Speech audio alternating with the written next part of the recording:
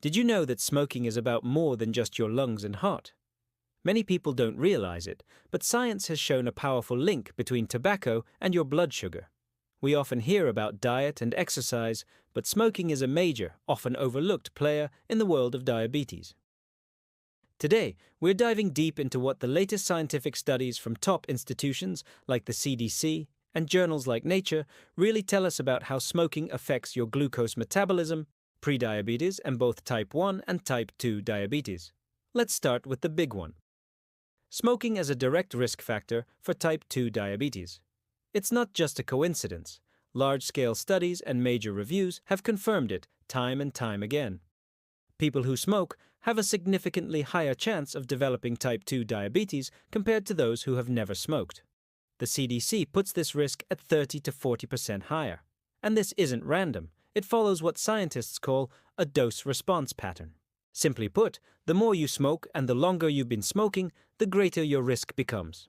So, what's happening inside your body?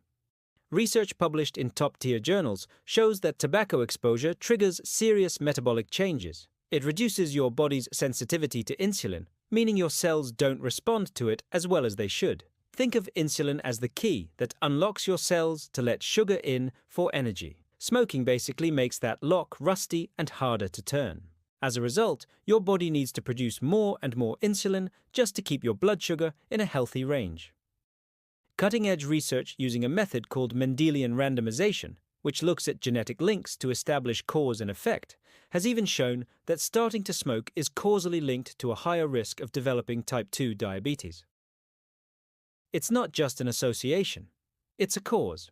These studies suggest that smoking can damage the very cells in your pancreas that produce insulin, known as beta cells. It also promotes inflammation throughout your body and can even alter your gut microbiome, all factors that directly mess with your ability to manage blood sugar. But what if you already have diabetes? Does smoking still matter? Absolutely. In fact, for people already living with the condition, smoking makes managing it much, much harder. Let's look at type 1 diabetes first. Studies available on PubMed show that people with type 1 who smoke consistently have higher HbA1c levels. That's a key marker of long-term blood sugar control. What's really surprising is that this happens even when they're on intensive insulin therapy. This tells us that smoking messes up your metabolism regardless of how closely you follow your treatment plan. Using continuous glucose monitors, researchers have also found that smokers with type 1 diabetes experience wilder swings in their blood sugar.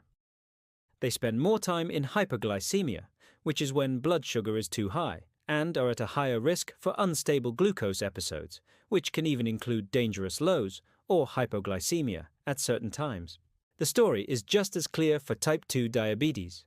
The scientific literature shows that smokers with type 2 diabetes have more severe insulin resistance.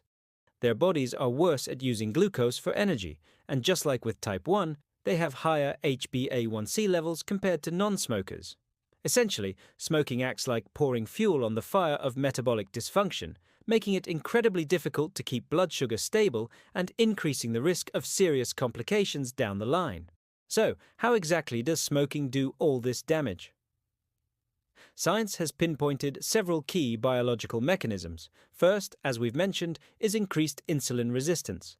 The chemicals in tobacco directly interfere with how your muscles and fat tissues respond to insulin, preventing them from taking up glucose from the blood effectively. Second, there's systemic inflammation and oxidative stress. The components in cigarette smoke create a state of chronic, low-grade inflammation throughout your body. This constant inflammatory state impairs glucose metabolism and helps push the progression of diabetes.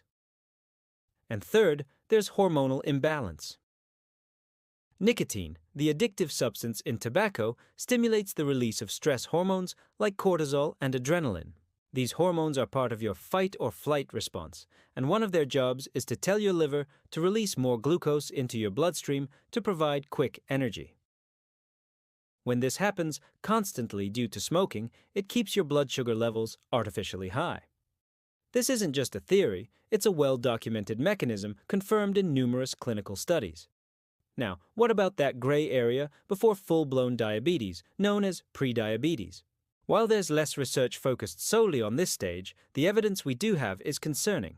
Clinical guidelines and reviews indicate that smoking raises both fasting and post-meal blood sugar levels, even in people who don't have a diabetes diagnosis. Smoking also encourages the accumulation of abdominal fat, which is a major driver of insulin resistance. These two factors, abdominal fat and insulin resistance, are key steps on the path from normal glucose metabolism to prediabetes and eventually to type 2 diabetes. It helps explain why smokers are more likely to progress along this entire metabolic spectrum. Finally, let's talk about complications. Beyond just affecting blood sugar control day to day, smoking dramatically amplifies the long-term complications of diabetes. The combination of high blood sugar and the toxins from tobacco is a recipe for disaster. Studies show a much higher risk of cardiovascular events, like heart attacks and strokes, in people with diabetes who smoke. We also see a higher incidence of kidney disease, vision loss from diabetic retinopathy, and nerve damage from diabetic neuropathy. It's a double whammy. The vascular damage from smoking is made even worse by poor glycemic control, creating a perfect storm for devastating long-term health problems.